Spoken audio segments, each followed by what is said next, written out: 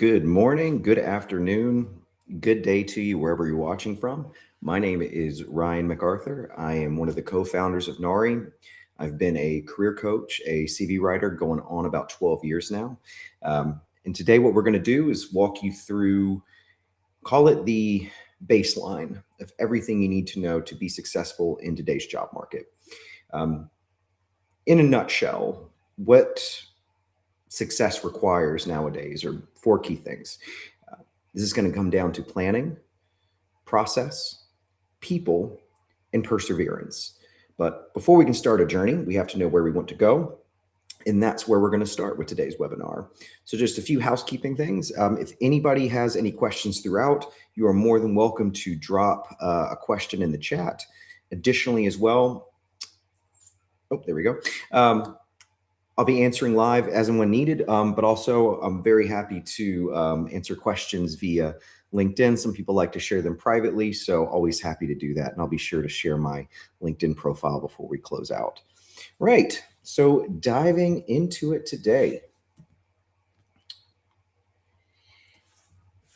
So for me as a job search strategist, somebody who, helps people all over the world figure out not just what they want to do, but where they want to go, and then how to articulate the value that they're going to deliver. We have to start with having a plan and processes in place. Going into a job search without a plan of who you want to reach out to, what types of roles you're going to target, and how you're going to use your network. It's like going on a road trip without any map or any sat nav or GPS. You might get there eventually, but you're going to take a lot of wrong turns. You're going to waste a lot of time. A clear plan ensures that our efforts are focused and productive and gets us to our goals faster, much more efficiently. So what we're going to do is I'm going to walk you through a series of questions. And I highly recommend jotting this stuff down. It's great to talk to with your peers, people in your network. If you're working directly with a career coach at Nari, we offer group sessions as well as one-on-one individual sessions with the coaches that we have working with us, as well as myself. Oftentimes people internalize these things when it comes to talking about what we want to do. We're trying to navigate the market, things like that. So having this stuff down on paper, having it available to bounce off with your network can be invaluable. And I mean, you would be surprised how often these serendipitous opportunities just come along because we just happen to be talking about our career or our job search. So I'd want you to start by reading through the slides here, and I'll make them a bit bigger. I won't read them out for you, but ideally what we're trying to do is find that, I hate to say it again, but ideal situation. No job's perfect. I think everybody who's ever been in work for any period of time will tell you there is no such thing as a perfect job. But we want to try to get it as close to ideal as we can. And one of the ways we do that is to chip away at the things that we don't want and then really make sure we analyze what we do want. So again, I'm going to walk you through a series of questions. There's no right or wrong answers, but having this stuff ready to either talk to about with someone, ideally a professional, or even somebody who's a peer, somebody in your network that can, respond and provide feedback earnestly and honestly. That is so valuable in today's market. So some of the questions I like to ask when I'm working with somebody new is, talk to me about what role interests you. What's the job title and what's the function? Now, something I stress with everybody, try not to focus so much on the job title. Job titles can be extremely subjective depending on the role that you're targeting, where that company is located, even the industry, right? Instead, what I challenge people to do is, can you look at a job description and see if you can determine what are the 2 or 3 or 4 main problems that you would be solving at that company? Do you have achievements that show you've solved the same or similar problem? If so, that makes sense to target that role. Otherwise, it's probably going to be an uphill battle. Now, job titles are still important. We can still learn a lot from that. However, A project manager at one type of role or one type of company may be completely different from another, right? So again, focus on the deliverables, focus on what you've accomplished and how that ties into what that organization is looking for. Next one is pretty obvious. What skills do you have? And what I really challenge folks on is don't just think about transferable skills and transferable skills and transferable experience. Focus on transferable achievements, right? Skills, experience, important to talk about, but at the end of the day, hiring managers want to know, how are you going to make my life easier? How are you going to make me money, save me money, build me a better organization? And when we focus too much on just experience and skill set, well, look, lots of people have experience. Lots of people have technical skill sets. What they really want to know is, what did you do with that? And then what are the outcomes? So the more we can focus on transferable achievements as opposed to just skills and experience, we typically get a lot better results in the job market. Think about aspects of your most recent role that you maybe struggled with. Answering this question can help you to choose to, leave certain roles behind, or maybe get some training to improve your performance or market desirability. And, this is a really common question that pops up during interviews. What's your greatest weakness? What's your greatest failure? What do you struggle with? And unfortunately, most people really zero in on the weakness, the negative, the thing that, maybe wasn't going so well. Instead, what I would challenge you to do is talk about how you fix that thing that you struggled with, that deficiency or whatever you want to call it. And then what are the outcomes you've delivered since then? So for example, if I was talking about myself, I might say, well, I feel like I can put the world on my shoulders and there's more than 24 hours in a day, but that's not realistic. So here's what I've done to fix that. I've done X, I've done Y, I've done Z. Since then, our customer service scores have gone through the roof, revenues increased, and my team's performing at a better overall rate. So I'm not even talking about a negative thing anymore or something I'm struggling with. I'm talking about how I'm making money, saving money, building a better organization. That little two-step back to value can be critical towards kind of stepping over a potential landmine and getting to where you want to go. The core thing I'd want you to remember, always drive back to value, how you're going to make that company more money, save them money, better customer relationships, those types of things. I would also want you to think about, what type of company culture do you want to work in? Do you want that kind of breakneck growth-minded pace? Or are you looking for something that's a bit more collaborative, a bit more laid back? Maybe you want to consider a more structured environment. Maybe you're better in an independent situation. And if you want to learn about a company's culture, don't just ask them what's the culture like, because they'll say, oh, it's great. We get lunch on Fridays. There's a ping pong table, blah, blah, blah. You're not really learning too much unless you're a big ping pong enthusiast. Asking a situational question that requires them to tell you a story is going to give you so much better information. So for example, I might ask, tell me about a time where you had an employee who was going through a rough patch. Maybe they lost a pet, family member's homesick, and they're looking after him. How did you support that individual while still making sure the team performed the work at its highest ability? And if they can't give you a response, it's a red flag for me. Because life happens. We all know that. Bad stuff's going to happen. It's inevitable. So I want to know, how does the team circle its wagons? How does the team pull together to look after one another? Through those stories, you're going to get information that's going to help you make a decision.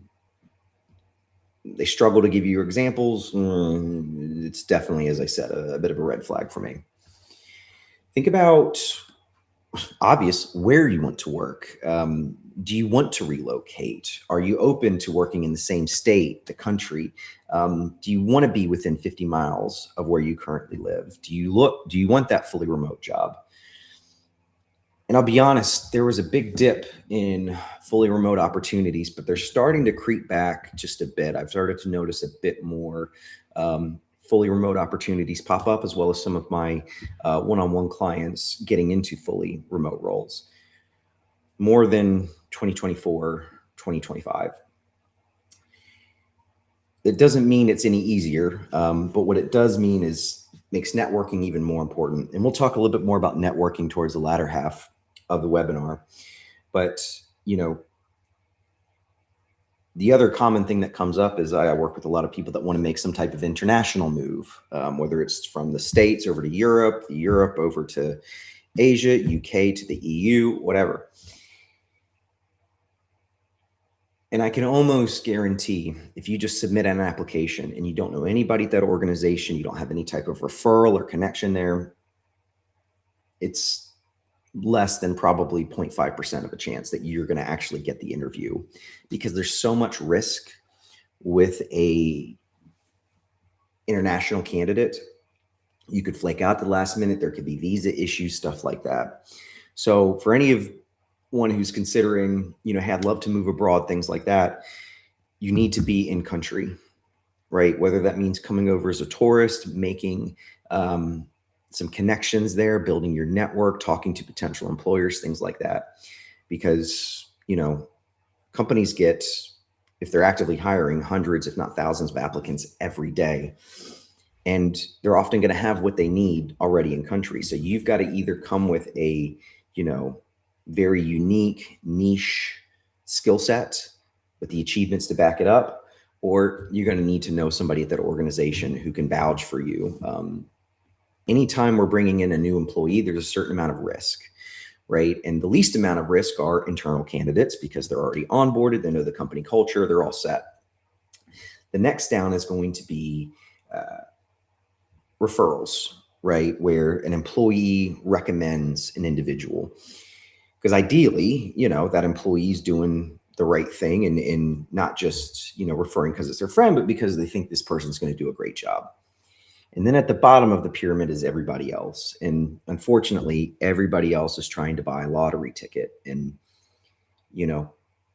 I'm just not in the business of gambling with this stuff. So I would rather be much more strategic, much more deliberate with who we reach out to, how we position the resume, what we put on LinkedIn, stuff like that.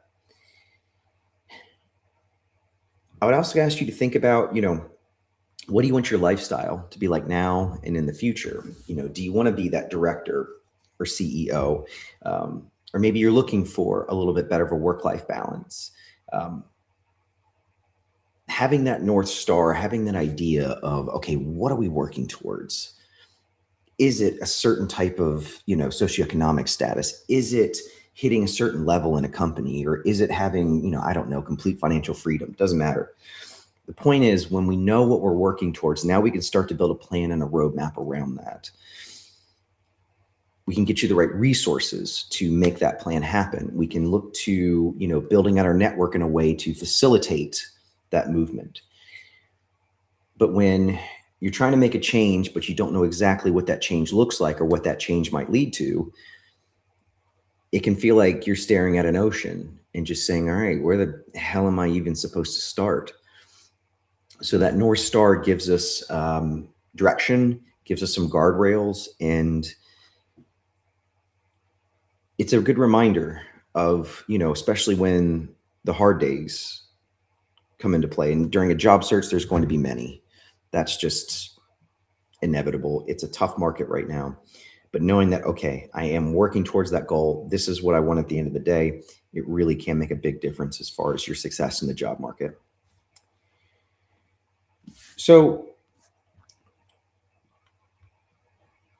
I think not a lot of people like to do these types of self-reflection exercises. I mean, a lot of folks do it at some point in their career and they feel like they don't need to do it again. But for me, it's one of those things where we need to revisit these questions every couple of years or so, because while our core interests and values usually stay similar over time, things change when we start a family, when we get close to retirement, when we're looking to move. So kind of refreshing yourself about, okay, what are the things I don't want? What I am looking for? What is that North Star? Again, it just makes this process so much more efficient and so much more effective. Right. So we've done some self-reflection. And now it's time to talk about our messaging. And specifically, what I'm going to talk about is your elevator pitch, right? That quick snapshot of who you are, what you bring to the table. Talk about resume best practices, which that's a loaded phrase in itself, and best opportunities to, or the ways to best optimize your LinkedIn profile. So ideally, you'll have done the groundwork with capturing the essence of who you are, what sets you apart, what you bring to the table. So now we want to create just a quick way to express to somebody a snapshot of your brand, who you are as a professional. There's many names for this, whether it be elevator pitch, professional value proposition.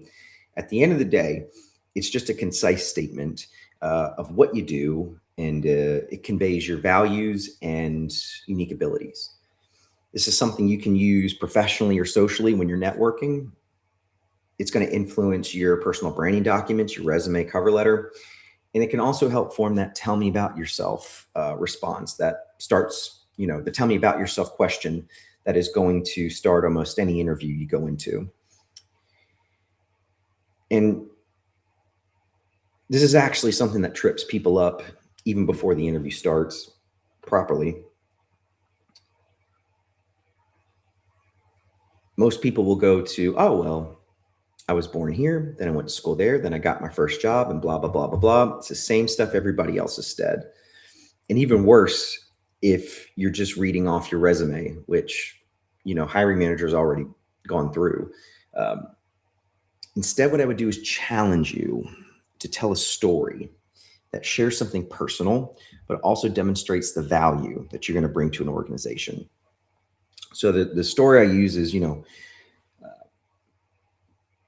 before I became a career coach, CV writer, I played soccer and coached soccer for a living. And through that, I really honed my discipline, my ability to collaborate with international teammates, testing myself consistently by learning new languages so I could better communicate to my team members, and to also know to say football instead of soccer when I live in the UK.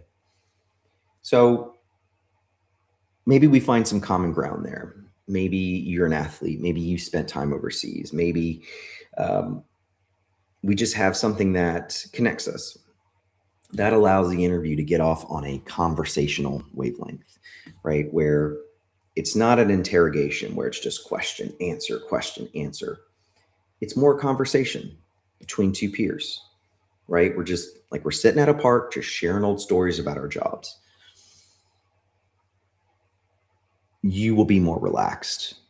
The hiring manager will be more relaxed. You will be more engaging. They'll be more engaging. It will be a better overall positive experience. And at the end of the day, unfortunately,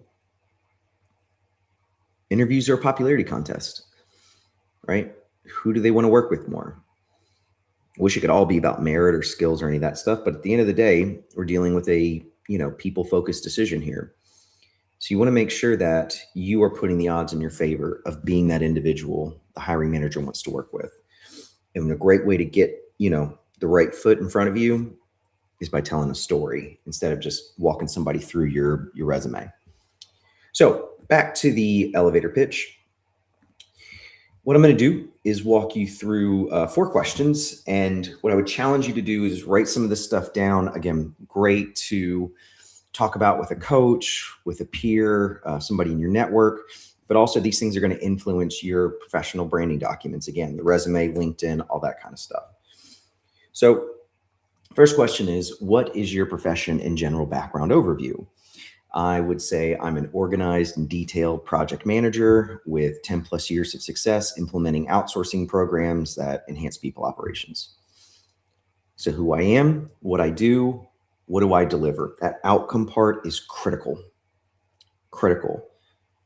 Too often people focus on the theory. This is what I do, or this is what I might do, or this is what I could do in this situation.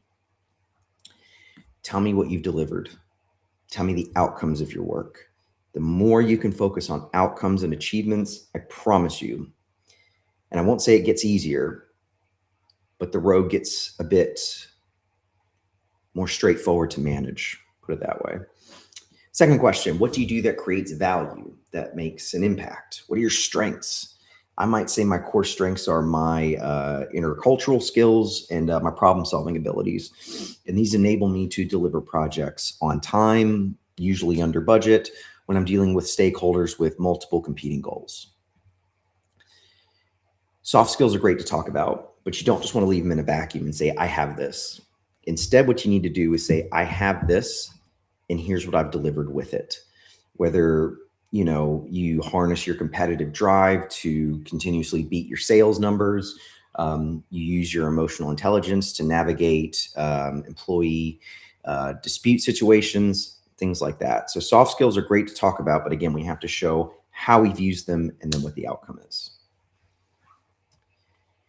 Third question, what evidence do you have that demonstrates those strengths? I might say I've received praise from my manager and team members. Our last project was global at scale. We finished well within our timeline, came in 10% under budget, and the CEO gave it a shout out during our last town hall. So people will always harp and focus on quantifiable achievements. They say, you got to have numbers in the CV. You got to have numbers in the resume. Otherwise, you're dead in the water. I don't like to speak in absolutes with this stuff. Numbers are great to include in the resume because the reader does not need a lot of context to understand a number went from here to there. But you might have a job that is not conducive to numbers, right? There's no metrics to tie in what you've done. So we have to talk about the qualitative side of things. And that can include, maybe mentoring, training junior professionals who went on to advance in the company. It could be building a culture, an environment that keeps talent in-house. It could be, just implementing a new process that maybe just made everybody's life easier. As I said, numbers are great, but we can still talk about impactful achievements by focusing on the qualitative side of it. And let's be honest, numbers will almost always trump a qualitative achievement. However, it's better than having nothing or just listing out all your responsibilities. When you just focus on what your responsibilities are, your skills, stuff like that, you're not telling the hiring manager anything they don't already know. People want stories. They want to know, what was the problem? How did you solve it? And then what the outcome was. Again, focusing on that makes this process so much more straightforward. And then lastly, what are the types of roles that excite you? What interests you? I might say I'm interested in building upon my project management and HR expertise to achieve greater cross-functional and global impact. So it's very few and far between where you get to talk about what you want. We no longer include an objective statement within the CV because hiring managers don't really care about what you want. They only want to know how you're going to make their lives easier. Now, we still need to have opportunities to talk about, what we're looking for. So the LinkedIn About section is fantastic for talking about, okay, this is what I'm looking for in this next opportunity. Cover letters are becoming fewer and far between as far as organizations that want them, but that's a great place to talk about why you want to work for that organization, what interests you about it, and how do they align with your goals. And then certainly talking about it during the interview, because that will come up at some point. Companies want to know, why us? Why this job? And the trap that some people fall into is they focus on just getting a job as opposed to the job, right? Somebody who wants any old job, not going to be as attractive in the market, where somebody who wants this role for a specific reason because you can deliver very specific results. I'll let you decide who's going to have a better, chance of getting the job than the other. So putting all that together, and this is an amalgamation of what was on the slides. You're looking to hit about 30 to 60 seconds. You don't want to overwhelm people, and you want to do it in a conversational way, right? If you find yourself saying corporate buzzwords like synergies, which no human has ever said out loud until I probably just did, it needs to sound authentic, right? In kind of a age where AI is just used in every corner of the workplace. things start to sound very similar and the same. I find myself often cleaning up messes that AI makes in people's resumes or LinkedIn profiles because it just sounds too generic. It's all come from the same training data. The same patterns are there. So instead, and this has actually influenced how, I write resumes and how Nari's engine builds them, is we need to use really authentic human language, because at the end of the day, authenticity is really one of the few things that can set us apart now. Because, if you spend enough time on it, anybody can optimize the resume to the highest level, LinkedIn to the highest level. Great, cool, grand, wonderful. But if you're saying it in the exact same way as everybody else, you're not going to break through the noise. And when I say noise, that's, any given job on LinkedIn could have anywhere from 100 to 1,000 applicants in a few days. So a really earnest, authentic voice coming through the resume, LinkedIn during the interview, that person's always going to have an advantage over somebody who's just, sending out the same manufactured stuff over and over again. Now, let's say you have a blank LinkedIn profile, just nothing on it. This is something that you could potentially plug into if you've got nothing at all. I would definitely want to flesh it out more. I mean, we'll talk more about LinkedIn, but I'm typically looking to max out content around 300 words, give or take, in small, short paragraphs, make it easy when somebody's scanning through on their phone. But if you got nothing at all, your elevator pitch, your PVP, whatever you want to call it, that can be a great thing to include just to get you started, get you something on there. Right.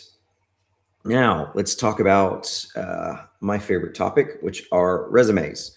So a couple caveats. One, the way I write them, the way Nari's engine builds them, we're not the only people on the planet that do this. There are several different ways to solve the problem being get somebody in for an interview. Now, there are certain things that we have to accomplish in the resume. First one's going to be, it has to be applicant tracking system friendly, meaning that any of the software that's on the market that scans resumes and parses the information, yours can be read correctly. I probably get an email at least once or twice a week from somebody who has sent out hundreds, if not thousands of applications, can't get a sniff, can't even get a phone screener.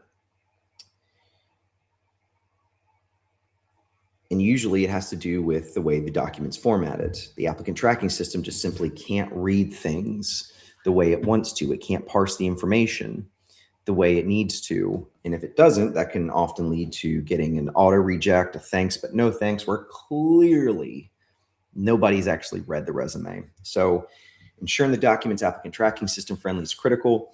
The format that Nari's engine uses is one, it's based off of a format that I've used for years.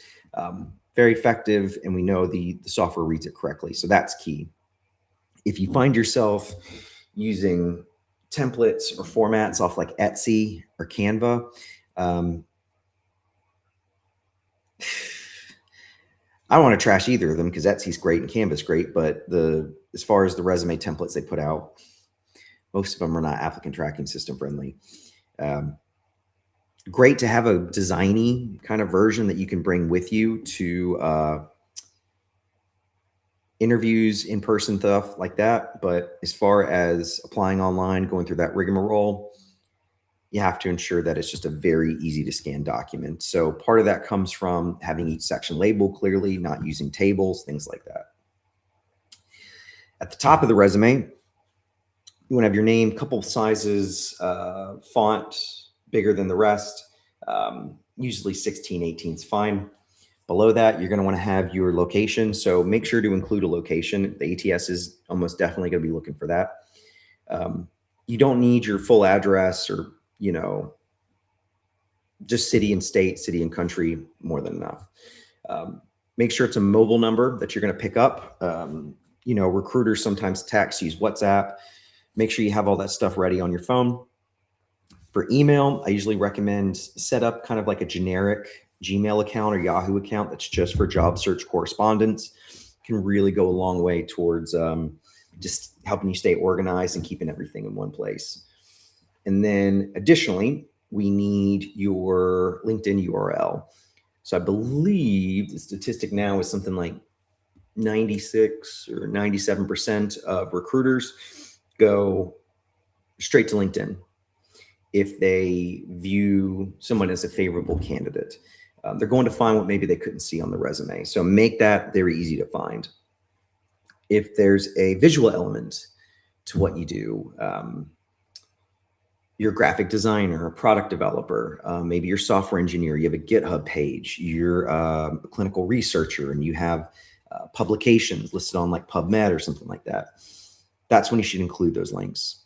Right up top, keep it simple, keep it clean. Now, you might be asking yourself, I have no idea what the hell any of those things are. You probably don't need it.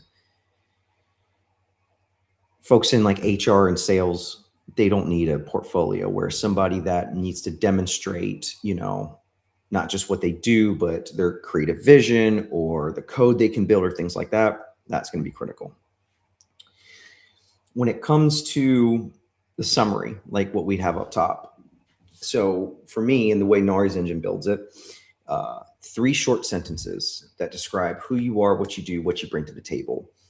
We keep it at around 25, 30 words, give or take.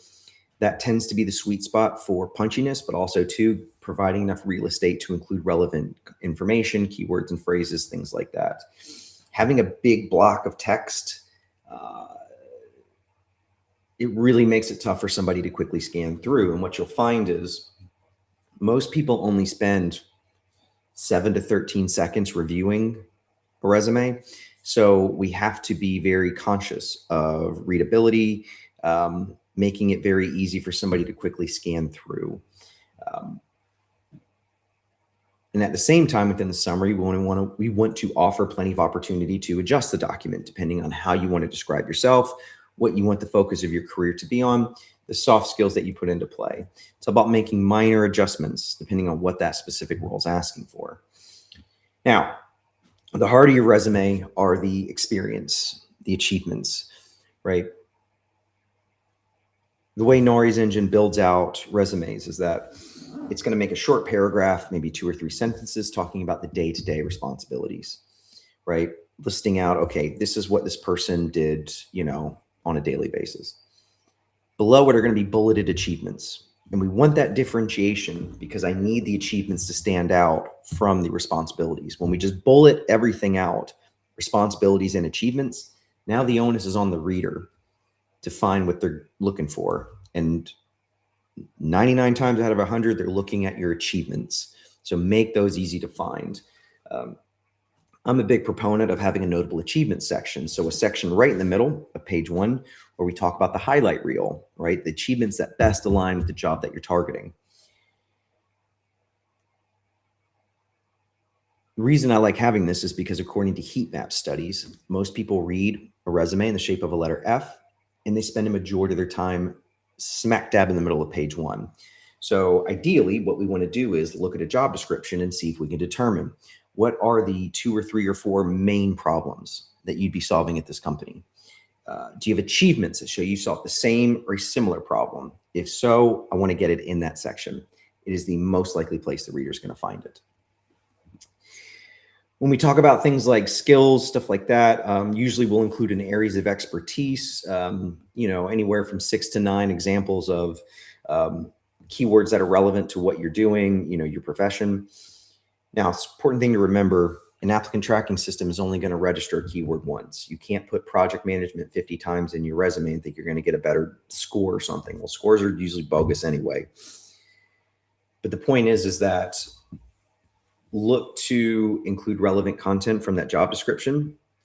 We'll be delivering a webinar later on, either next week or the week after, where we're going to talk about targeting the resume for specific roles and specific regions. But the key is like, don't feel like you just have to fill the document with every word on a job description.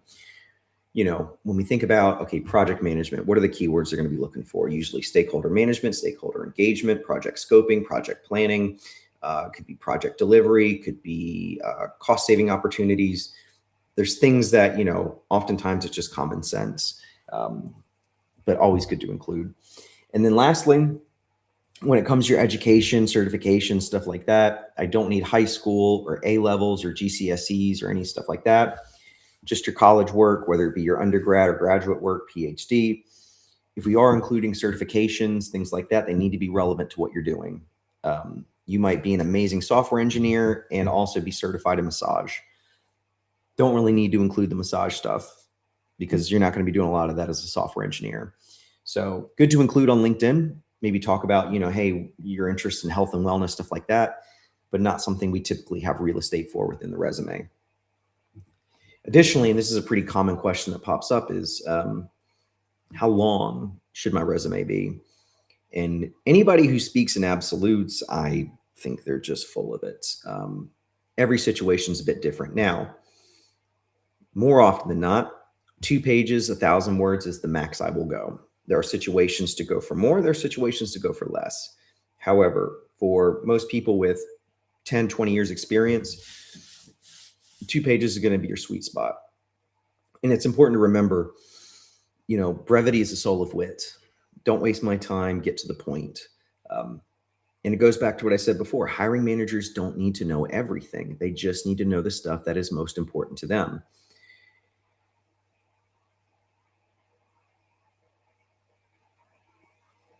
So what I'm trying to get at is think about the reader, right? Think about the person who's going to be looking at it. What information do they need to know? And if you can include that on 1 page, perfect. But if you're somebody with 10, 15, 20 years experience and you want to try to keep it to 1 page, that's going to be extremely challenging. You're going to leave some stuff on the cutting room floor. Push it to 2 pages. It'll end up as I shouldn't say always, but it will almost certainly end up in a better result for you.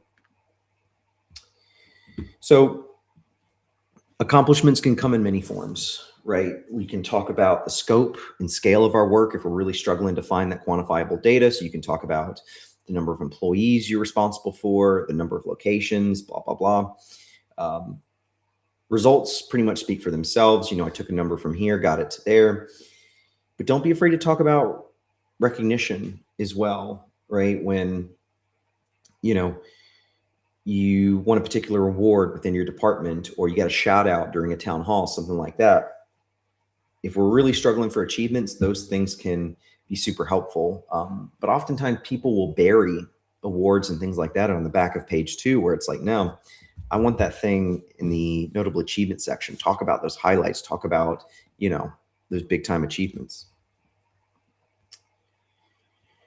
And the way NARI's engine work is we use SAR, situation, action, result, to build out the content. So you can literally just have a brain dump of your stories, and the engine will take all that information and find the best way to put it together using my style, my cadence, how I put these things together. So ideally what we want to do is briefly describe the context of what was going on, the challenge, the gap, the opportunity to, make something better. And what did you do to sort it? Now, you may not have been the only person to work on that achievement, which is perfectly fine. So instead, we can talk about how you played a role in that, or how you supported that particular initiative, things like that. And again, quantifiable data is great. The reader does need a lot of context to understand a number increased or decreased. But, when you're somebody who has trained and mentored a professional who then, went on to bigger, better things in the company, there's real dollars and cents behind that. Anybody who's hired people knows turnover is just the worst. It's a pain in the neck, followed by having to go through the hiring process. So if you're doing something that keeps talent in-house, that makes good people want to stay within the organization, you are saving us time, you are saving us money, right? You're helping the business retain knowledge. I believe the statistic was like, if you can keep an employee for 6 months, they're likely to stay for 3 years.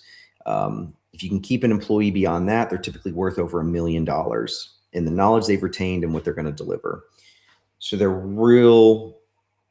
is real value that comes from talking about building a culture, training, mentoring, coaching, keeping that talent in-house. Great achievements to talk about that too many people leave on the cutting room floor, unfortunately. Just some quick do's and don'ts. I can tell you, as somebody who probably writes 2,000 to 6,000 words a day, You can stare at a screen for days on end and you will still miss something. A small spelling error, a punctuation issue, blah, blah, blah. Now, feedback from my network of recruiters, headhunters, and hiring managers is they'll give you one, but after that, it's a pattern, right? So really ensure that you take the time to proofread these things. Grammarly is a great tool to use. If you're in a pinch, you can take the body of your resume, not your contact details, but the body of your resume, throw it into ChatGPT or Claude and ask it to point out spelling errors. Usually does a pretty good job on that. And, just don't let it rewrite some of the content, stuff like that. It ends up just sounding the same as everybody else's. We do want to target our resume for specific roles. And again, I'm going to talk more about this in another webinar, but what I want to do is, can I match myself with the candidate they're looking for? How do they describe the employee they want? Can I include relevant keywords and phrases that maybe aren't in my resume that show up? Usually if a word shows up more than twice in a resume or in a job description, it's something they might be looking for.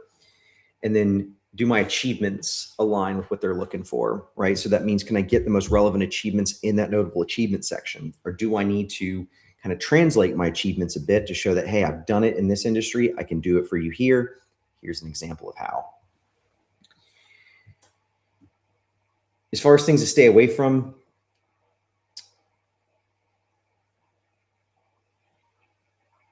as I talked about with applicant tracking systems, you've got to be so careful with the formatting and stuff like that. If you find yourself using any pictures, charts, graphs, things like that, it's probably not going to be ATS friendly. Stay away from it. You don't want to use the same resume for every application, especially double that with cover letters. Taking 5 minutes to make minor adjustments, in my humble professional opinion, can go a long way towards, improving the probability of you getting the interview. And then you don't really need to include personal details, things like that, whether it be your age, photo, marital status. There's some places, like a few places in the Middle East still want it. Switzerland, I think, the Swiss side of Germany, maybe, I don't know.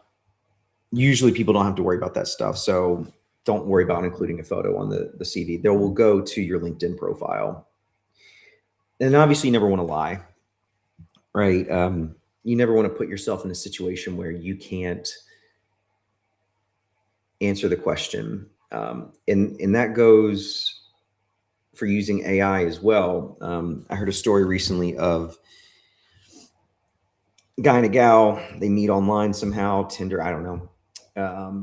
And this guy is just saying all the right things. It's wonderful. He's just, texting her, saying all these great, romantic, funny things. And then they actually go out to dinner and she asks him a question. He stays quiet, types on his phone, and then is trying to use ChatGPT in real time to navigate the date. Now, dating's obviously, well, it is and it isn't different when it comes to the job market. But that authenticity is so important now in today's market. Again, with people using AI and LLMs to build out their CV resume content, it all starts sounding the same. It all starts to kind of blend together. So one of the things that Nari can do is it takes in a variety of information that you share with it to not only craft the document, but how do we frame the language? How does it need to sound? How do we need to come off so that it's authentic to you? Now, it's never going to be 100% perfect. There's always going to be things we need to go in and fix. However, it's meant to give you a great place to start. Whereas majority of resume generation tools, it's just pretty bang standard stuff. And I'm sorry, bang standard just is not getting the job done in today's market. So I'll talk briefly about LinkedIn because this is a whole thing I could spend an hour on. Three biggest things my network always focuses on when it comes to LinkedIn. It's profile picture, about section, and recommendation section. So profile picture, you want a professional headshot, simple, easy, done. Just stay away from using AI generated photos. There really is kind of a backlash to that. And additionally, a lot of the scams that have been popping up on LinkedIn, the profile who's running the scam typically is using some type of AI photo. So people catch on to that and they're not going to pay as close attention to it. Second thing is the about section. So there we want to tell our story in, excuse me, in an engaging, articulate way. But we also want to lace in keywords and phrases related to the roles that we're targeting, the companies we want to attract, again, talking about what we want. If you go to my LinkedIn profile, and here, I'll put it in the chat in case anybody wants to ping me a message or send a connection. Mine is very different from other career coaches, and I do that on purpose because I'm trying to tell a story. I'm trying to demonstrate that these are the things that set me apart. And you don't have to do it like I did, but finding those opportunities to talk about, okay, this is how I think, this is what I'm good at, and these are the outcomes I've delivered. That's what makes people interested. That's what gets people keen on reading more and wanting to get you in for the interview. It's also helpful from a keyword search standpoint. So including, that relevant content makes you easier to find when people are searching. It's funny, I was doing a webinar earlier and somebody asked me about, hey, I got an alert that said I showed up on 76 searches, today. What does that mean? Is that good? And for me, it's more of a barometer. It's if you're showing up on all these people's searches, but nobody's clicking on your profile, something needs to change, right? So it could be just restructuring the about section. It could be updating the profile picture. I don't know. But the point is that if you're getting that kind of same result over and over again, something needs to change. The third thing that we want to focus on for LinkedIn is the recommendation section. So LinkedIn allows you to get and give recommendations to anybody you're connected with. I usually advise, get a boss, get a peer, get a direct report, somebody you've mentored, somebody who's mentored you. The more perspectives you can offer on who you are, somebody to work with, sometimes that's enough social proof for a recruiter to, want to get you in the door. None of those things get you the job on their own. They're all the pebbles that make the mountain, so to speak.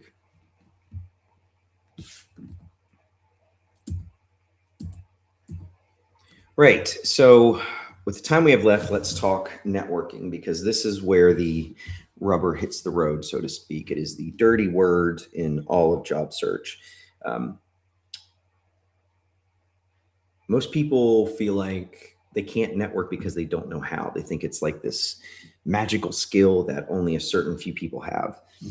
But in reality, networking is something we do naturally throughout our lives. Like, for example, my neighbor's car broke down a few months ago, and he asked me if I knew a good mechanic. Yep, I know John up the road. Let me get you his card. That's networking. I had a peer who's also a career coach. He shared a book recently with me about, different approaches to helping guide people through this, process. That's networking. When you refer somebody to a job, that's networking. And when you network correctly, it's not always about getting a job or getting something, out of it, as far as like, what you want, something tangible like that. You should be more focused on just building a relationship, having a nice conversation, expanding your network.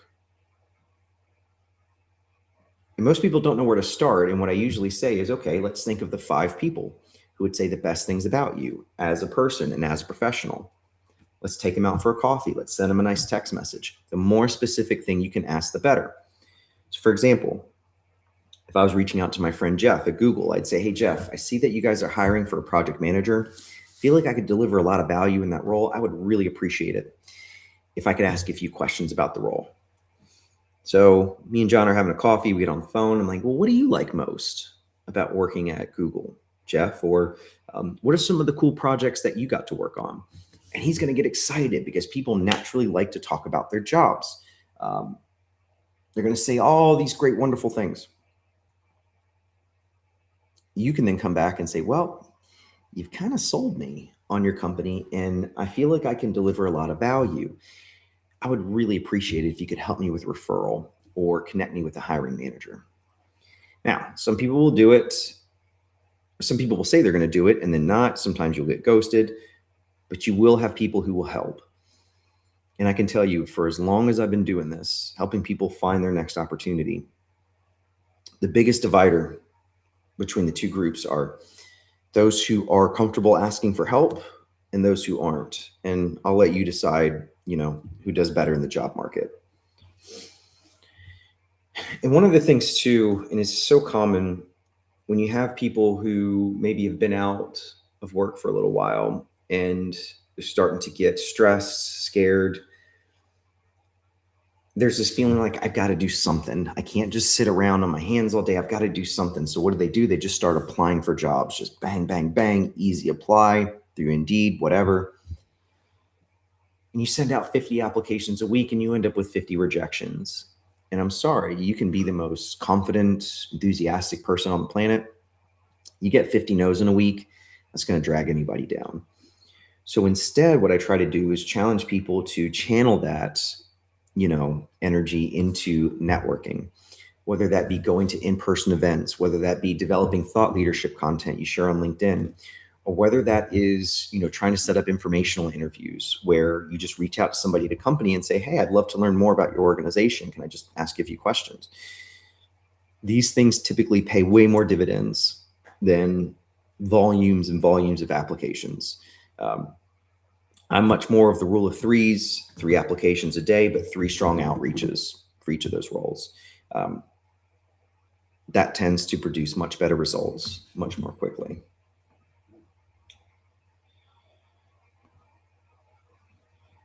And ideally as well in these situations, and it's the same for interviews, we want it to feel like a conversation. We want it to feel like I'm not just asking, gimme, gimme, gimme.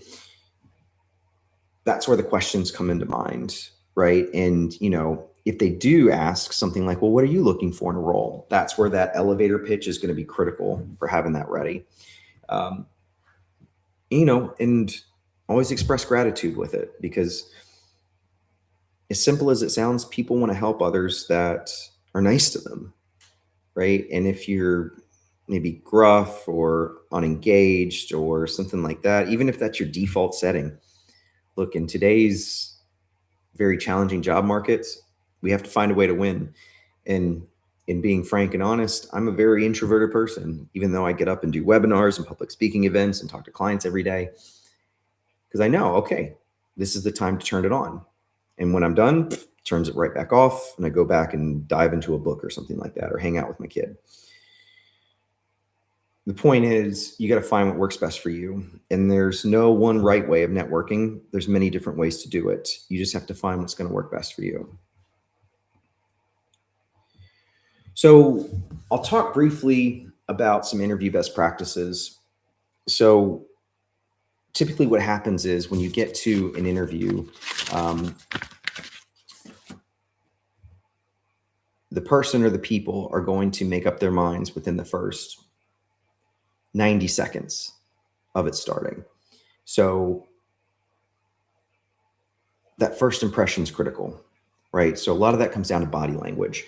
If I enter a room and my shoulders are up and I'm holding my arms, blocking myself off, and I'm protecting my neck, that demonstrates I'm nervous. I'm not feeling comfortable right now. Whereas my shoulders are back, my chin's up, I engage with everybody in the room, I smile when I speak.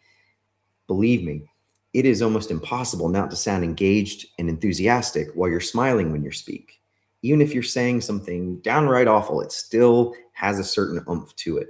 So getting comfortable doing those things can go a long way towards, building that relationship early on. And then from there, as I mentioned, we want it to feel like a conversation. We want it to feel like we're just old pals sharing stories about our jobs. And there's a few different ways to do that. One is going to be the STAR technique. So situation, task, action, result. It's one of the most common ones out there. People are pretty familiar with it. Pretty straightforward. There's also something called the CARL framework, which I'm a big fan of.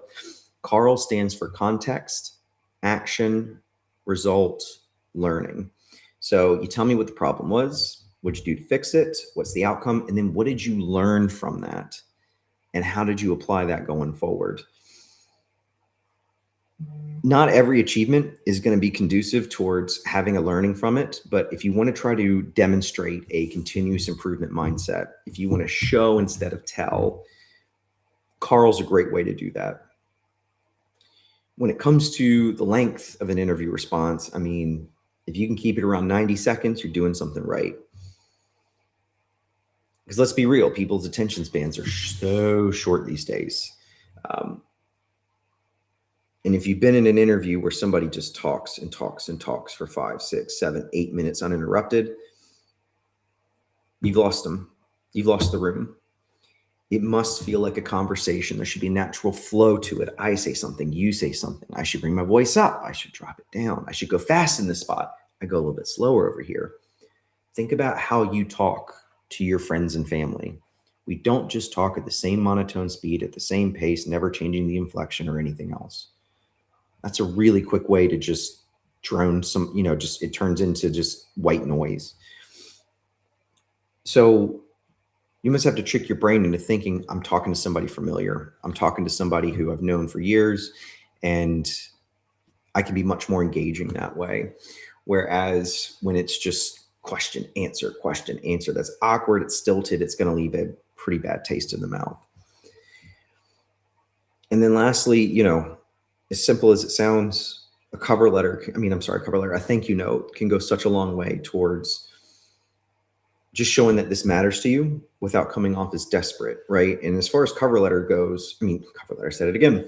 As far as a thank you note goes, 2 or 3 sentences. That's all you need. Hi, so-and-so. I really enjoyed our conversation. I'm looking forward to next steps. Have a nice day. We're just trying to keep your name in that person's head. That's the key there. And if you really want to take it up another notch, handwritten note sent by registered mail. That is the gold standard of thank you notes. Not everybody does it, but I can tell you the dozen or so clients who I know have done this all got their job offers. That could be a wild coincidence, but I think there is something to that real human element there. And the more we can kind of leverage those things, typically we're getting better results. Right. So that about does it.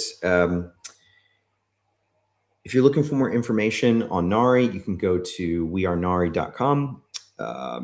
Additionally, as well, my LinkedIn profile is in the chat. So if people have questions or you are just looking for different information regarding the job search, regarding your resume, stuff like that, you're always welcome to reach out. And open offer, anybody that wants to drop me a message, I'm very happy to send a coupon code that will drop the price for NARI, and you can have a play with it and see what you think. Otherwise, I appreciate everybody's time and attention today, and best of luck in the job market. Take care.